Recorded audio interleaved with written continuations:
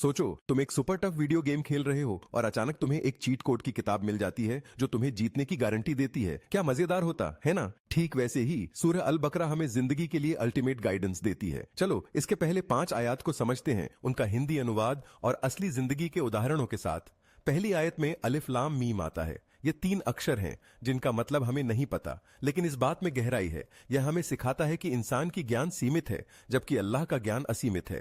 जैसे तुम डॉक्टर का प्रिस्क्रिप्शन बिना समझे फॉलो करते हो क्योंकि तुम्हें उस पर भरोसा होता है, वैसे ही हमें अल्लाह पर भी भरोसा करना चाहिए। सब कुछ समझने की जरूरत नहीं है, बस भरोसा जरूरी है। फिर आती है दूसरी आयत। यह किताब जिसमें कोई शक नहीं है उन लोगों के लिए हिदायत है जो अल्लाह से डरते हैं। यह कुरान ऐसी किताब है जिसमें कोई शक, कोई गलती नहीं है। जैसे एक ऐसा फिटनेस प्लान जो टेस्टेड हो और तुम्हें पता हो कि यह 100% काम करेगा, वैसे ही कुरान तुम्हारी आत्मा को फिट रखता है। और यह गाइडेंस उनके लिए है जो अल्लाह को मानते हैं और सच में उससे डरते हैं। जिंदगी में सच्ची सफलता का रास्ता यही किताब है।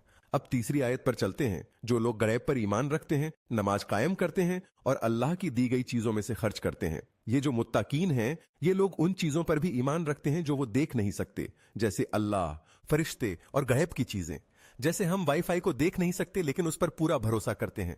और इनका दिन का सबसे जरूरी काम है नमाज पढ़ना। जैसे तुम अपने फोन को चार्ज करते हो, वैसे ही नमाज तुम्हारी आत्मा का डेली रिचार्ज है। और जो माल अल्लाह ने दिया है, ये लोग उसे अच्छे कामों में खर्च करते हैं, जैसे तुम अपनी खुशियों को दूसरों के साथ बांटते हो।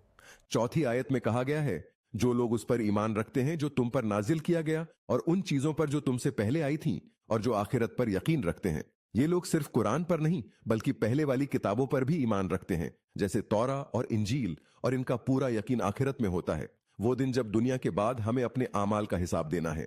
जैसे तुम अपने शॉर्ट टर्म और लॉन्ग टर्म गोल्स के लिए प्लानिंग करते हो, वैसे ही ये लोग इस दुनिया के बाद आने वाली असली जिंदगी के लिए तैयारी करते हैं। आखिरी आयत कहती है, ये लोग अपने रब की हिदायत पर हैं और यही असली कामयाब लोग हैं। इनका परिणाम सुनो। ये लोग जो अल्लाह की हिदायत फॉलो करते हैं, ये असली विनर्स हैं।